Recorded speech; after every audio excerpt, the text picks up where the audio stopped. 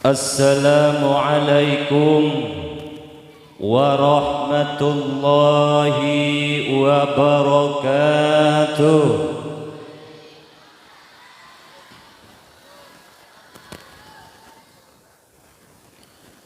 Ngadep kemana ini? Di sini jamaah, di sini jamaah, di sini jamaah, di sini jamaah. Ujung-ujungnya goyang dompet ini di sini. Kita kesini dulu aja ya. Ada 3 perkara yang bakal bikin kita bahaya. Kasih tahu jangan. Kasih tahu jangan. Enggak marah, enggak ngambek, enggak ambekan. Paes ya haram jadah doang. Yang pertama, ngerok kuping pakai linggis, bahaya. Yang kedua, ngambil wudhu pakai air yang ngegolak, bahaya. Yang ketiga, ngerok kumis pakai gergaji, bahaya. Mudah-mudahan 3 hal tersebut tidak kita lakukan. Alhamdulillah. A'udzu billahi minasy syaithanir rajim. Bismillahis safi, bismillahil muafi, bismillahillazi la yadurru ma'asmihi syai'un fil ardi wala fis samai. Allahul kafi wa qasadtul kafi wa wajadtul kafi likullin kafi kafani al kafi wa ni'mal kafi walillahil hamdu rabbi. Ashhadu an la ilaha illallah wa ashhadu anna Muhammadan abduhu wa rasuluhu la nabiyya ba'da. Amma ba'du amma ba'da amma ba'di wajib jaiz mumtani' 'inda syarfi wal masyhur amma ba'da. Faqad qala Allah ta'ala fi ayatihil karim wa huwa asdaqul qailin. Bismillahirrahmanirrahim. Subhanallazi asra bi'abdihi laylan minal masjidil haram ilal masjidil aqsa allazi barakna hawlahu linuriyahu min ayatina. Faqad qala Allah ta'ala fi ayatihil karim. Bismillahirrahmanirrahim. Wa'tasimu bihablillahi jami'an wa la tafarraqu. Wa qala an-nabiy sallallahu alaihi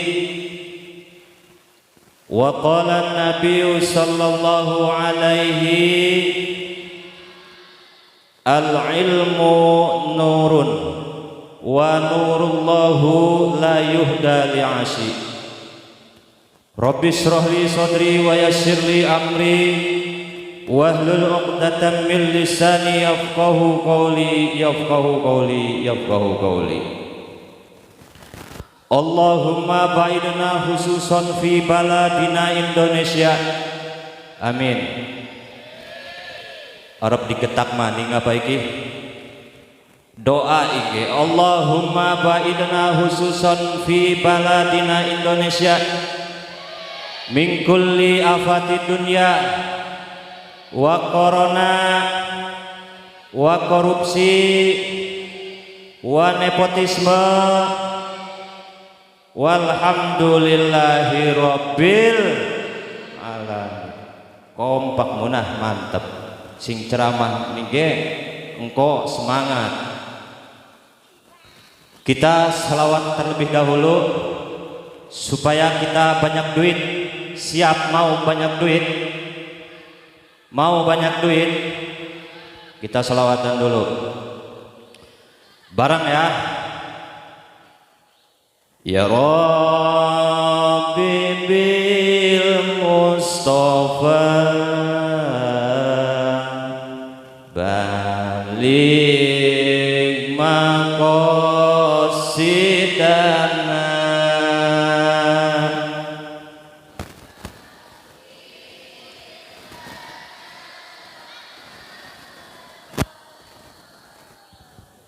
Ya Waisi'al Karami, Ya Allah ya Rabbi, minta duit seperti pakai berangkat haji, sisanya kawin lagi.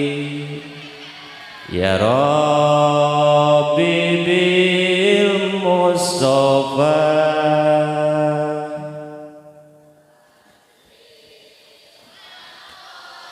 Sidana waghfir lana.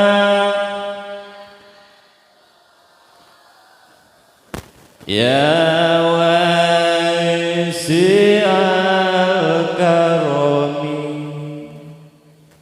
Mudah-mudahan yang ikut saya bersolawat dipanjangkan umurnya, diberkahkan rizkinya, yang sakit diangkat penyakitnya, yang jomblo didapatkan jodohnya. Mudah-mudahan jodohnya BMW. Eneng sing weruh ora apa BMW? BMW Bahenol montok wow.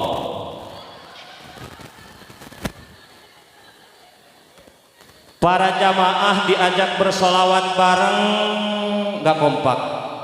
Bapak-bapak diajak solawat bareng gak ada satupun. Tuh kayak ibu-ibu gak ada satupun juga ya.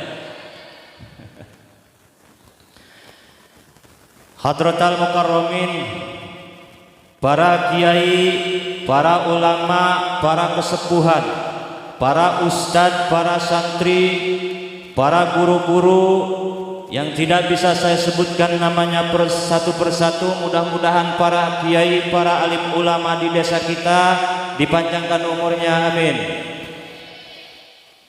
Kenapa para kiai, para ulama harus kita doakan umurnya supaya panjang? Karena para kiai, para alim ulama adalah abauna fiddin, bapak kita, orang tua kita di dalam bidang agama. Andai kata kita tidak nurut sama kiai, sama aja kita tidak nurut sama orang tua. Para kiai, para ulama, para ustadz yang ada di desa ini itu ibarat pondasi. Kira-kira kaki kalau najong pendasi, yang sakit kakinya apa pendasinya? Pendasi kakinya ngetes. Nah, para kiai, para alim ulama itu harus kita muliakan, harus kita panjangkan umurnya. Doakan panjang umur. Lantaran para kiai, para ustadz susah Pak cari penggantinya. Betul apa betul? Yang namanya lurah, RT, presiden, belum waktunya juga udah mulai pada kampanye.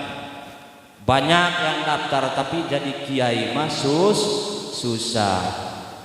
Karena para alim ulama, para kiai adalah sosok manusia yang sudah diberikan amanah ilmu oleh Gusti Allah. Amanah yang jarang sekali Allah berikan ke sembarang manusia. Betul? Kita semua di sini bukannya nggak mau itu jadi kiai, semuanya juga mau. Lantaran kita mah belum terpilih aja. Akhirnya boro-boro yang nggak mesantren, boro-boro yang nggak mau datang ke pengajian. Nih, yang berbicara di depan sini aja sehari-harinya mondok susah itu jadi kiai. Justru ilmu ini merupakan warisannya para rasul. Warisan yang jarang sekali Allah berikan ke sembarang manusia. Betul? Suara naon eta dak? Oh jam. Lanjut. Lanjut. Lanjut. Lanjut.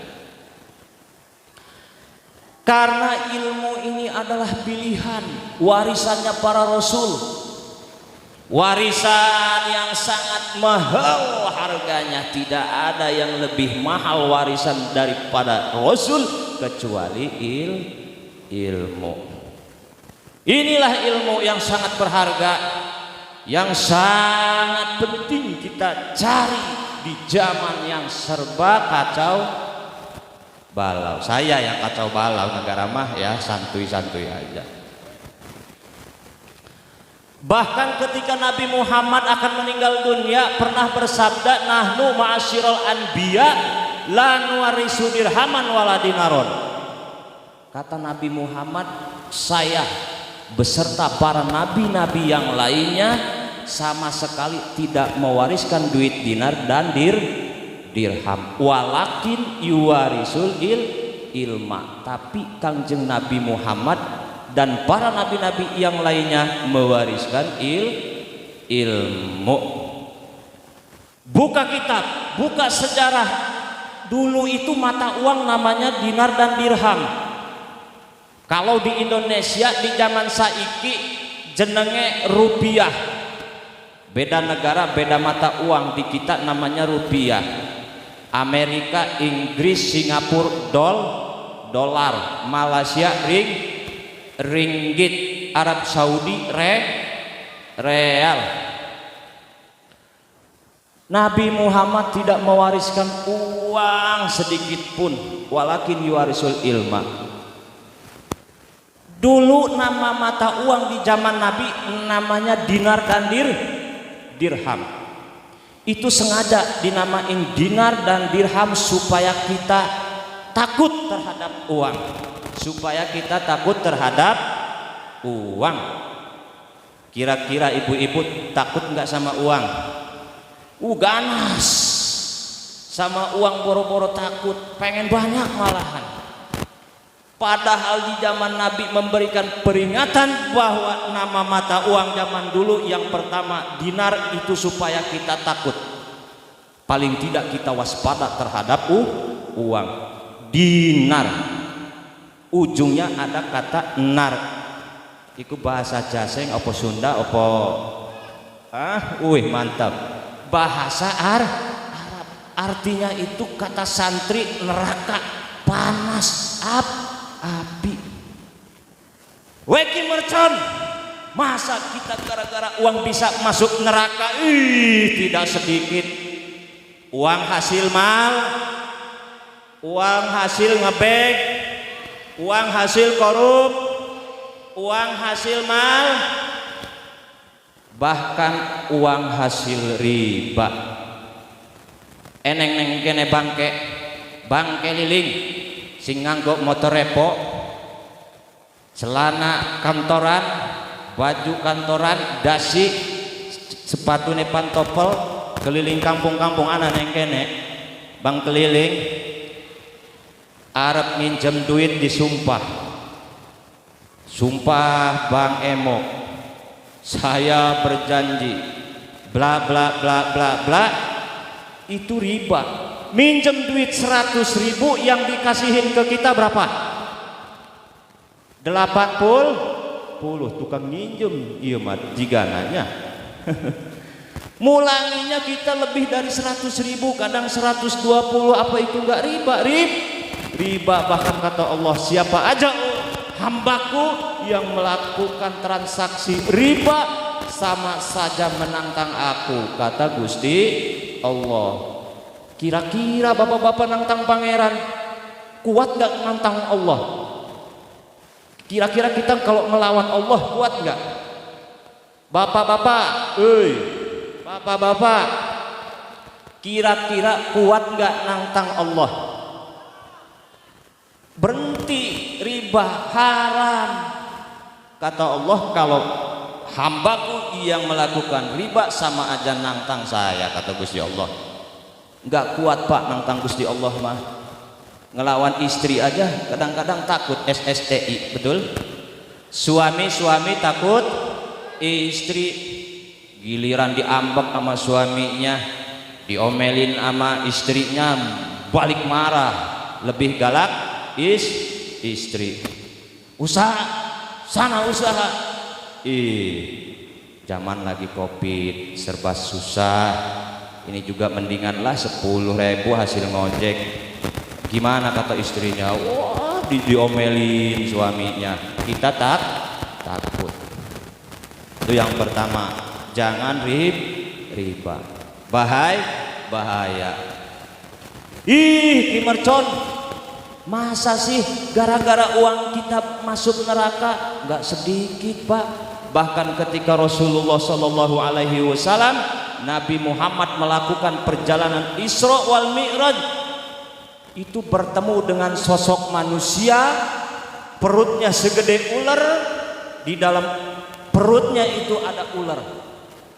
Waktu ketika Nabi Muhammad melakukan perjalanan Isra wal Mi'raj, bertemu dengan sosok manusia lagi disiksa, perutnya segede rumah, di dalam perutnya ini banyak ular, gerusul. Nabi Muhammad bertanya ke malaikat Jibril, man haula ya Jibril? Dijawab oleh malaikat Jibril, haulai akalatu riba. Itulah orang-orang yang suka memakan duit riba, yang suka pinjam di Aku-Laku, yang suka pinjam di aplikasi apa tuh? Aplikasi pinjam duit apa namanya? Nggak tahu. Apa? Alergi. Hapus aplikasinya. Insya Allah satu tuh. Ini yang kita peringati, perjalanan Nabi Isra wal Mi'raj, satu, bertemu dengan manusia yang sedang disiksa, ditambah perutnya ini gede segede rumah, di dalam perutnya itu ada ular. Itu hukuman orang yang memakan duit riba. Yang kedua, Nabi mewariskan dirham. Nama mata uang dulu itu namanya dirham. Ujung daripada kata dirham adalah ham. Kalau kata santri itu artinya bingung. Ham itu bingung. Kira-kira nih bapak-bapak, ibu-ibu punya duit banyak, bingung nggak? Bingung ngejagainnya. Takut eneng sing maling, takut ada yang ngebegal, bingung punya uang banyak. Giliran nggak punya duit tambah bingung. Mau ke pasar beli makanan nggak punya duit bingung. Mau pergi ke saudara nggak punya motor, nggak punya duit bingung. Nah, karena duit suka bikin bingung, makanya kita disuruh berdoa, Robbana atina fid dunya hasanah wa fil akhirati hasanah wa qina adzabannar. Lantas bagaimana kita saat ini dicari sama kita uang, ngeri, terlalu banyak, bingung, nggak punya duit, bingung. Lalu bagaimana ini uang? Terkadang manusia banyak yang masuk neraka gara-gara uang. Dicari ngeri, nggak dicari butuh. Bahkan kata Rasulullah Shallallahu Alaihi Wasallam, sayati yakunu akhirul zaman la takunu dinun nasi wa dunyahum illa bidarohima wa dananiron. Bakal datang satu zaman di mana kita saat ini tidak akan bisa membangun dunia, wadinihum, dan agama illa bidarohima wa daniron. Di zaman saat ini kita serba bingung, Pak. Bakal datang akhir zaman, kita saat ini melakukan pengajian yang jelas-jelas, mendirikan pengajian, kalau nggak ada duit bingung. Kira-kira ini ya ngadain Isra Mi'raj, ngondang kiai yang terkenal, duitnya kurang jadi enggak? Jadi enggak jadi. Mau ngebangun masjid jelas-jelas untuk sarana ibadah, tapi enggak ada duit, bisa terbangun tidak? Enggak bisa. Kok katanya Nabi Muhammad tidak mewariskan uang, sedangkan di zaman saat ini kalau nggak pakai uang susah. Ya, Meskipun itu uang Pak, Bu, panas, tapi tetap aja harus kita cari. Cuman jangan terlalu banyak. Ketika kita cari uang, berarti kita cari api. Ya secukupnya aja. Ketika uang udah banyak, takutnya kita terbakar, bagi-bagiin, sodakohin di jalan agama. Bahkan di dalam Al-Quran, wa ma khalaqtul jinna wal insa illa liya'budun. Kita itu diperintah untuk ibadah. Artinya sehari-hari kalau kita ibadah, sholat, zikir, puasa, dan yang lainnya itu yang terbaik. Tapi potongan perut model kita sehari nggak makan, lapar nggak? Lapar. Kata Allah tuh sawah saya ciptakan, garap, tanemin padi, saya yang ngejadiin. Nanti kalau udah hasil jangan lupa untuk kuat ibadah. Tuh pabrik di Serang, di Cilegon, kerja gak masalah, silahkan. Tapi ketika udah gajian jangan lupa itu uang penunjang untuk ibadah. Nah artinya segalanya itu kita mau cari uang silahkan, cuman waspada, jangan terlalu rakus.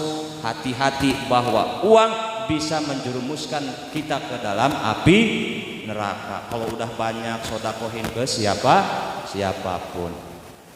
Khodam dari mana ini ya? Penghormatan baru satu tapi udah nyerocos. Terus masih kuat. Biasa jam berapa sampai ngajinya nih? Sampai jam 4.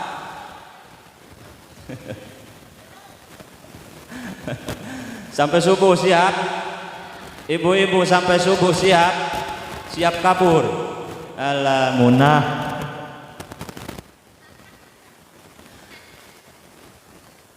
Hadirin jamaah rahimakumullah, sebelum saya berbicara lebih jauh, terlebih dahulu di sini saya akan memperkenalkan diri. Kata pepatah mengatakan salam manis tak akan habis, salam sayang tak akan pernah hilang.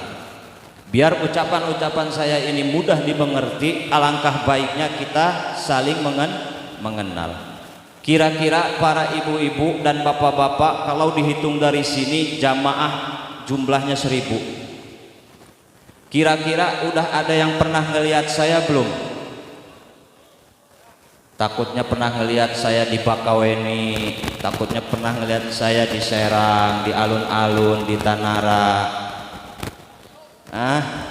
Neng YouTube, neng TV durung pernah. Duh.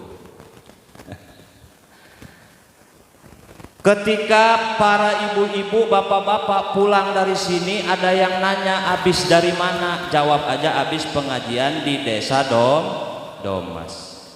Siapa yang ceramahnya? Jawab sama ibu-ibu, namanya Ki Mercon.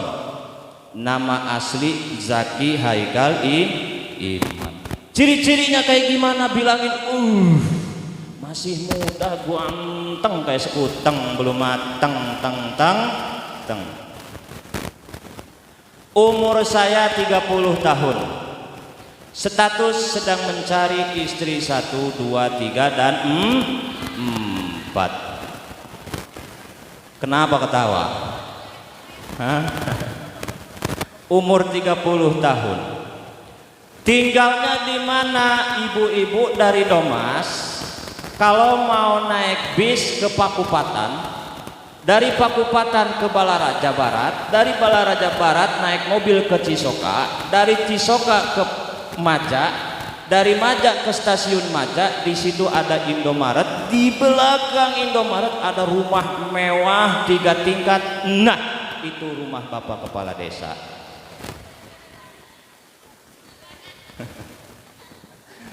Kata ibu-ibu rumah saya kali. Disangka rumah Ki Mercon, rumah saya mah di belakang rumah kepala desa. Nah, Ki Mercon ini kenapa bisa dipanggil Mercon? Pernah juga saya ngedenger Mercon mah ada juga bakso Mercon. Betul. Bakso Mercon. Ada keripik Mercon. Bebek mercon, kodok mercon, apalagi sambal mercon. Kok ada ini penceramah julukannya Kimercon. Mercon, tahu mercon tahu? Tahu yang ngedor tadi itu yang tadi. Mercon tuh yang kecil, harganya murah. Meskipun berisik dibeli aja, meskipun jauh dibeli aja, tapi itu si mercon kita enak ngedengar suaranya, betul? Kenapa mercon? Karena saya ini kalau ngomong jeplak-jeplak aja Pak. Karena saya ya biasalah orang Kulon, orang Rangkas tuh kalau ngomong emang kereng. Terus kenapa lagi julukannya mercon? Mercon kan murah.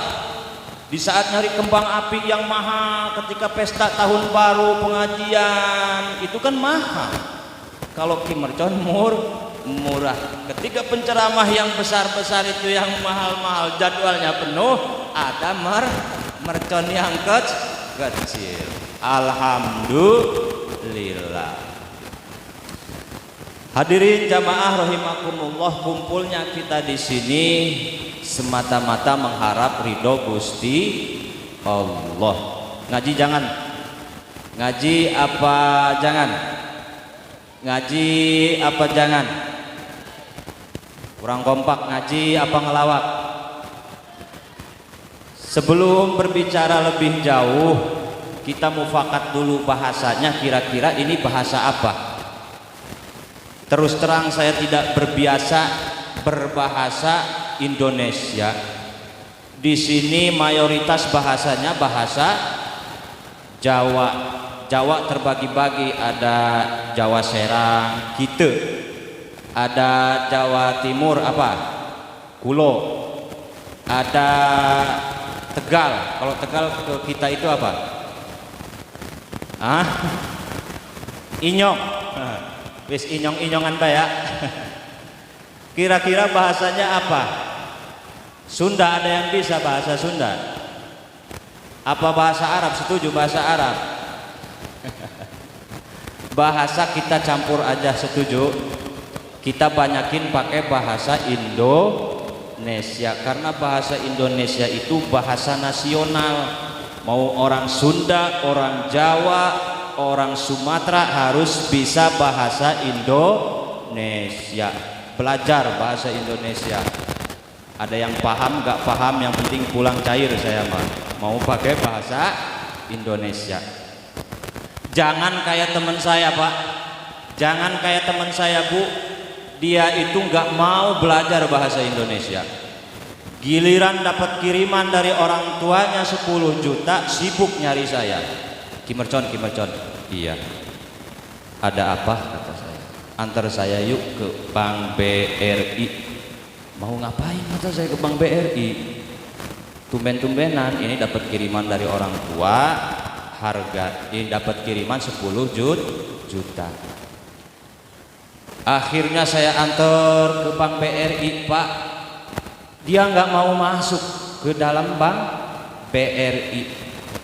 Di depan aja saya dorong, ayo masuk, saya tarik, nggak mau, takut. Kenapa masuk bank? Nggak mau. Kenapa nggak mau masuk bank?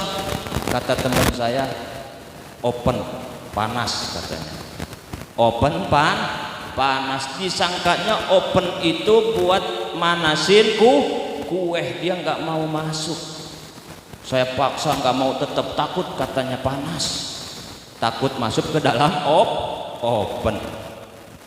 Akhirnya nggak lama ada orang negro keluar, hitam, tinggi, gede, tuh kan bener katanya, gosong katanya. Open panas. Akhirnya pulang lagi akibat nggak bisa bahasa Indonesia, nggak bisa bahasa Inggris, bahasa internasional. Syukur-syukur bisa bahasa Arab, syukur-syukur bisa bahasa Inggris. Pelajari semua bahasa, insya Allah. Jamaah hadirin, kumpulnya kita di sini tidak lain tidak bukan mengharap ridhonya Allah. Lantaran manusia jika sudah diberikan ridho Allah, itu betah yang ada. Karena ridho Allah itu tenaganya sangat luar biasa. Meskipun kita tinggal di Domas, dekat laut, susah sinyal, tapi kalau sudah dibarengi dengan ridho Allah, betah yang ada, nggak bakal kemana-mana dia, betah yang ada. Kayak belut betah di dalam lumpur karena dibarengi dengan ridho Allah. Nggak pernah dia main ke laut karena dapat ridho Allah. Ikan tongkol betah di laut karena dia udah dapat ridho Allah. Kita lihat malaikat Malik menjadi penunggu pintu neraka. Betah malaikat Malik nungguin pintu neraka, padahal panas, nggak pernah main dia ke surga lantaran udah dapat ridho Allah. Kita lihat Nabi Ibrahim diambil sama raja yang paling biadab, Raja Namrud, dibakar tapi dingin adem karena udah dapat ridho Allah. Rumah tangga mau bagaimanapun kalau udah dapat ridho Allah, insya Allah adem ayam. Bapak-bapak, ibu-ibu di sini semuanya, meskipun penceramahnya di sini nggak terkenal, nggak lucu, nggak ngerti bahasanya kayak gimana, tapi kalau udah dapat ridho Allah, insya Allah betah yang ada. Makanya dirangkum oleh para ulama, kita disuruh ngedoa. Apa doanya? Robbana, ada yang tahu gak? Sesudah sholat taraweh ada sebuah doa, itu doanya, kasih tahu jangan. Kira-kira ada yang tahu gak doanya? Ada yang tahu gak? Allahumma inna nas'aluka ridhoka wal jannah.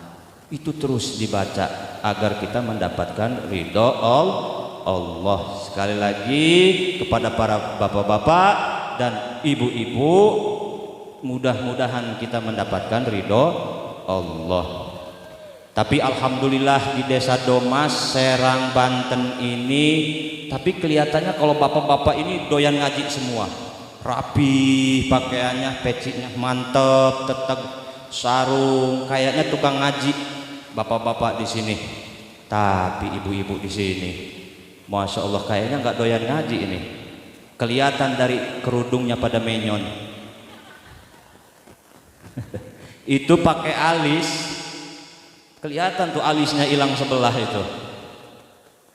Pulang dari sini ibu-ibu mah kadang ya suka asal aja, lantaran kan bukan tukang ngaji.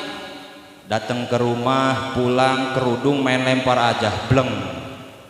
Enggak lama ada yang namu, Pak RT, assalamualaikum, sibuk ibu-ibu. Wah, nyariin kerudung, akhirnya pakai kolor suami. Mudah-mudahan setelah pulang dari ini pada giat ngaji, alhamdulillah.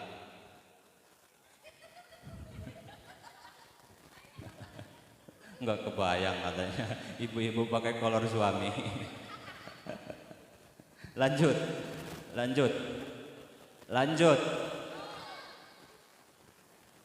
Bapak-bapak, ibu-ibu, ini kita mengadakan peringatan Isra Mi'raj semata-mata mengharap ridho Allah. Yang terpenting adalah sholat. Saya mah yakinlah, makanya di sini nggak mau ngaji, ceramahnya kita mengalor ngidul aja ya.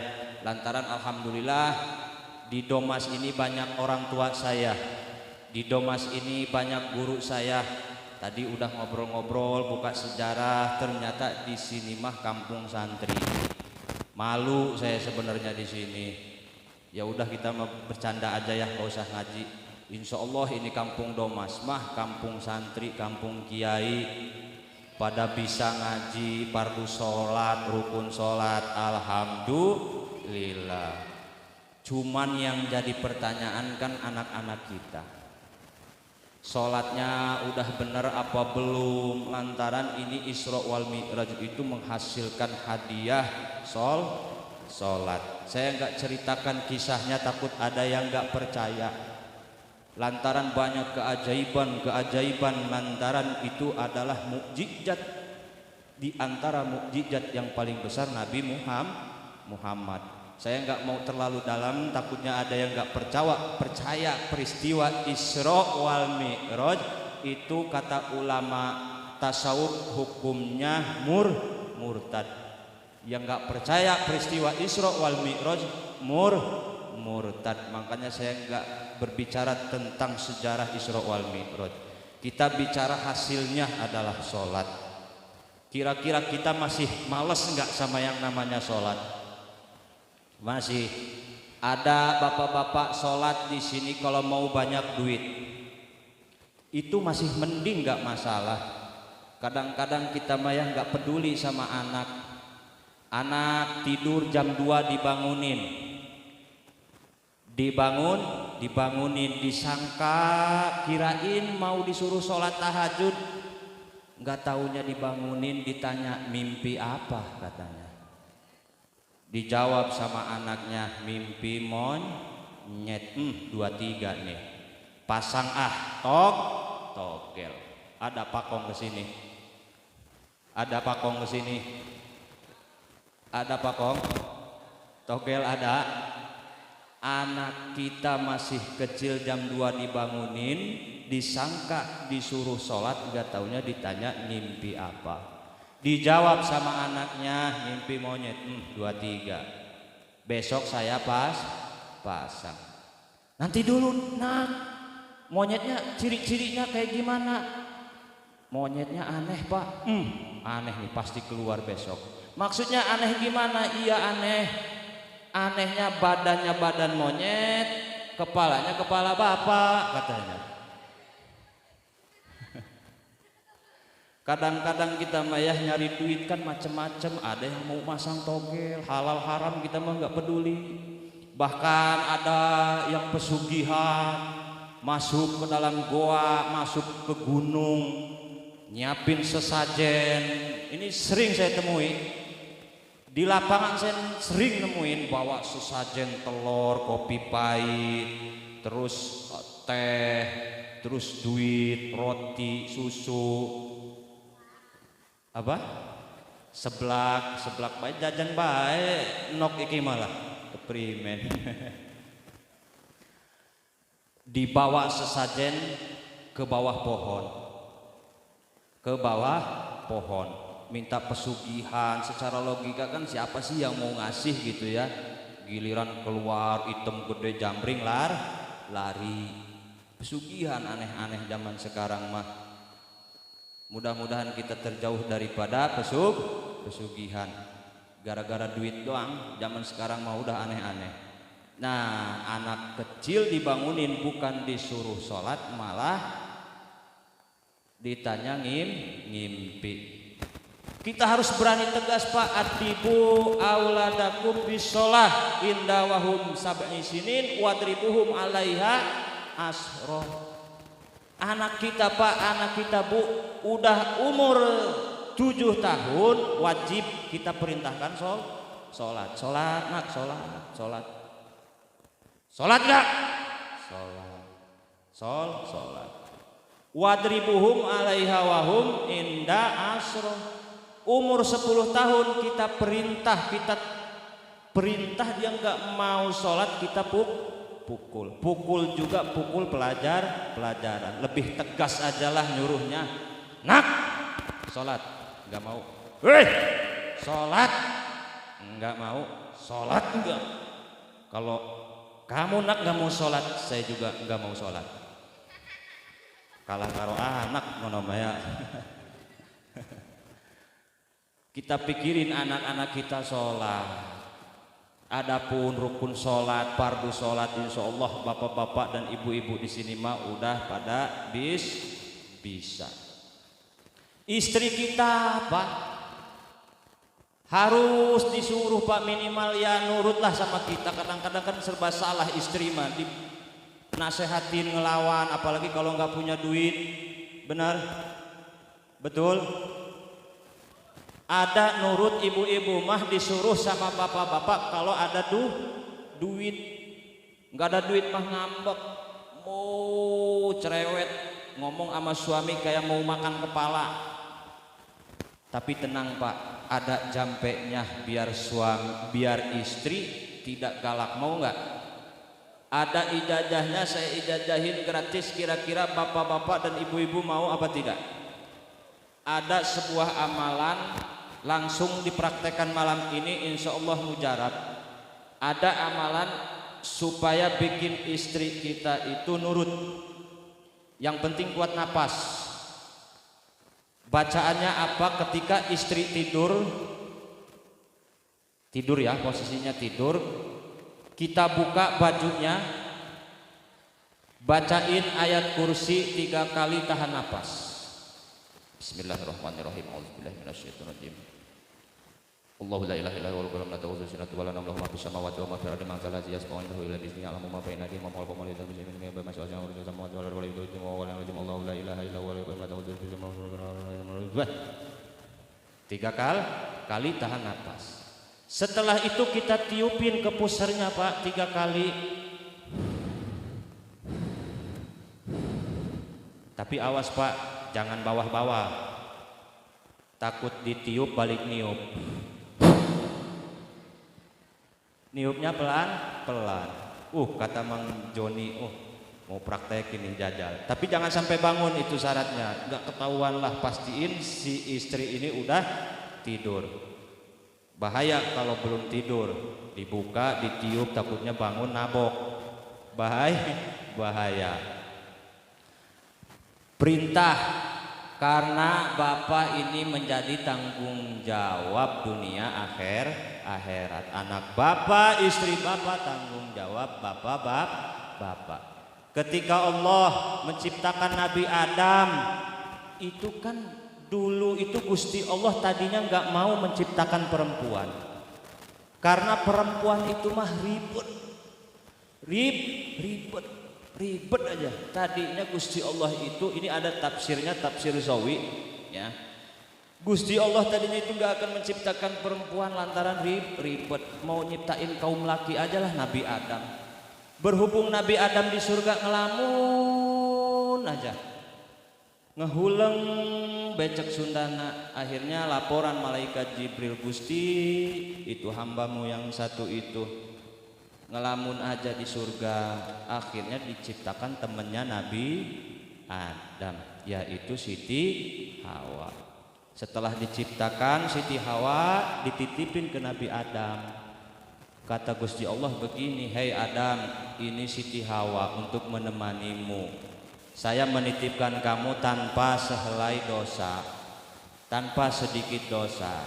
Nanti ketika saya ambil lagi ini Siti Hawa bawa dosa, jangan yang gede-gede, bawa dosa seujung rambut aja kamu yang saya hajar katanya. Kira-kira bapak-bapak siap dihajar nggak sama Gusti Allah? Perbaiki dimulai dari sekarang, anak dan istri kita supaya mau beribadah kepada Gusti Allah. Anak umur 10 tahun perintah sholat, dewasa kita nikahin, itu masih tanggung jawab kita Pak. Kadang-kadang kita mau nikahin anak aja kan kadang suka-suka pulah pilih betul. Alah, jangan mau sama santri, carinya karyawan aja, jelas masa depannya, setiap bulan dapat gaji. Jangan mau sama Kimercon mah santri gak punya gaji, surem masa depan, gak bak Arab di keimangan kulhu jere, dikasih makannya juga kulhu terus katanya. Jangan mau ama Kimercon lantaran santri. Jangan salah, saya nggak punya ijazah S1, S2 nggak punya, S3, S Mambo, S Geprok nggak punya. Tapi alhamdulillah saya juga rizki mah santrinya itu min haitsu la yahtasib. Santri mah Bu gajinya itu dadakan. Beda kalau karyawan, betul? Karyawan mah dihutang. Sebulan hari itu digaji, kesananya dihutang. Kalau saya mah santri enggak dihutang. Nih bentar lagi saya nih gajian nih, tuh bener enggak? Cair. Kalau santri mah enggak pernah dihutang. Pernah enggak dengar cerita sama Pak Ustadz katanya ya, amplopnya nanti aja dihutang. Betul? Betul? Ini mah hanya menguatkan akidah, bukan saya ngebahas gaji. Gitu. Rizki mah udah Gusti Allah yang ngatur. Kadang-kadang yang udah S1, S2, S mambo, S geprok juga kalau ya belum kaya mah belum kaya aja. Tikahin sama santri, yang penting agamanya. Ada pemuda ngelamar ke anak kita, jangan banyak tanya. Kadang-kadang kita mau ditanya kerja di mana, bapaknya siapa, jenderalnya apa, pangkatnya apa. Ditanya, tanyanya itu jangan pekerjaan. Kalau bapak dan ibu-ibu memprioritaskan pekerjaan, laki mah nipu. Laki-laki mah pinter. Datang ada yang anjang, ngapel, assalamualaikum, waalaikumsalam. Mau ngapain dek kesini? Saya mau ngelamar anak ibu. Ntar dulu dek, adek kerja di mana? Laki-laki punya keinginan untuk menikahi anak bapak dan ibu, make syarat kerja di mana, ya nipu laki-laki mah. Kerja di dinas pertanian, nggak taunya ngambil semut, make tongkat. Yes. Ntar dulu nak, anak ibu ada dua. Satu namanya Tetna, yang kedua namanya Helna. Ini Ujang mau ke Neneng Tetna apa Neneng Helna katanya. Dijawab sama anaknya, saya mau ke Neneng Tetna aja. Kata ibunya itu sama bapaknya, ntar dulu nak, pilih lagi, sebab Neneng Helna ini putih, kalau Neneng Tetna ini hitam katanya. Ya udah nak, ya udah bu, saya pilih Neneng Tetna aja. Bapak-bapak, ibu-ibu, kalau mau nikahin anak syaratnya harus kerja, harus punya masa depan dulu, itu gak ada ujungnya bu. Akidah kita gak yakin, gak mantep.